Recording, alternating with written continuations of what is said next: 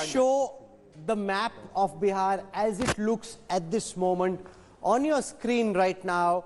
105 leads out of the 243, 65 of those leads to the RJD alliance, 36 of those leads to the NDA. And if we were to compare the map at this moment, it's filling up with blue very quickly. That's 2015 on the left of your screen right now. On the right is 2020. There's a lot of blue of the RJD alliance that's coming in. 67 leads already for the RJD. I want to come now and take a look at what's happening in the bellwether seats. The bellwether seats are those seats which, for one reason or the other, just tend to pick the winner. Over the last 4 elections, they've picked the winner. Out of the 15 such seats for which we have leads at this moment, the RJD alliance currently leading on 11 of those seats. The NDA, Rajdeep, leading on 4. I want to just come to you to see one thing, because I think this is really the story of this morning so far, and you can probably help me out with that, because we are going to go to the tug of war. And the tug of war, to my mind, is the critical element at the moment. When we look at the tug of war in this election... Okay, let me show you. Yes. Yeah, just one second. The tug of war. Yes, there we are. Here we go. The tug of war is, to my mind, the story of this election. Let's take a look at BJP versus RJD, Rahul, because 27 seats for which we have leads at the moment, 16 the RJD leads, 11 the BJP. Now the BJP would expect a tougher fight from the RJD than the Congress, but here also the RJD is ahead. Let's look at JDU versus RJD, and this is the story of the election. 31 seats here, 24 to the RJD, 7 to the JDU, and remember there are 71. So if this ratio continues, already the RJD would be 50 plus just by besting the JDU. So in pole position to emerge as the #1 party. Then Rahul, you have BJP versus Congress. Now traditionally this is where the BJP would expect to make gains. 37 seats on offer, we've got leads for 19, but the Congress is holding its own. So your ally is holding its own, your primary party is driving ahead. But Rajdeep, you're giving too much credit to the Congress. They are winning. They should on every seat say thank you Tejasvi, thank you Tejasvi. Look, that's one way of looking at it. Come on, Rajdeep. Come on, Javed. Do you think they would have won anything on their own?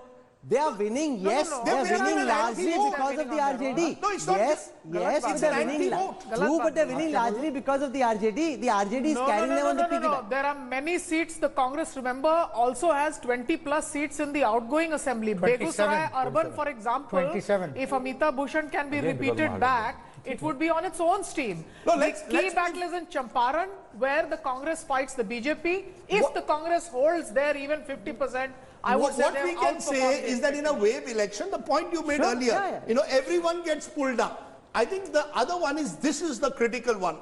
Here also, the JDU is the Kamzor Kadi. 14 seats out of the 28 where it's Congress versus JDU, 9 to the Congress and 5 to the JDU. So net, Rahul, the sense I get is that you are in a situation where the strike rate of the RJD is high, of the Congress is good, of the left is good, JDU is terrible, and the BJP is struggling. So which was the most hopeless team of the IPL season this time? Rajasthan Royals ended up bad. JDU is the Rajasthan Royals of this political league. No, but at least Rajasthan Royals had a Tiwatia who would score the occasional 6. At the moment, the JDU has no Tiwatia also, so they may not win any matches. One thing which I wanted to say. Yes, go ahead.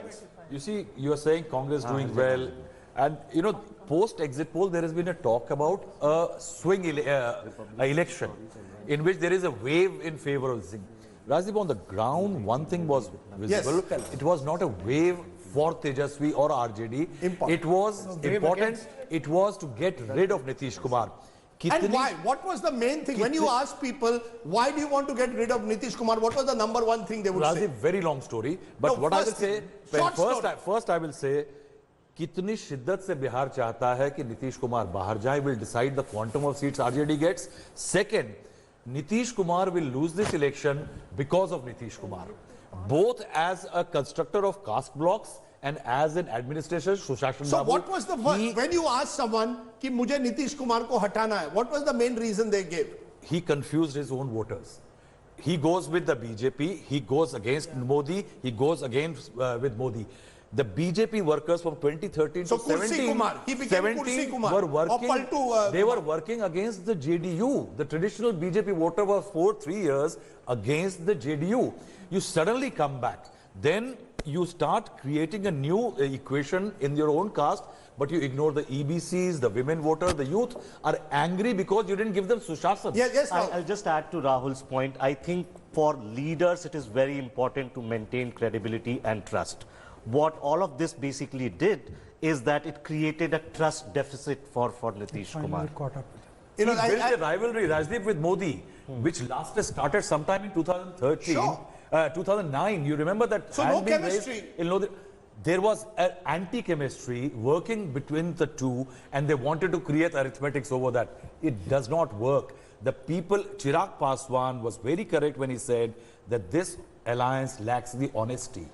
You know, that is No, but for a becoming man who stitched his whole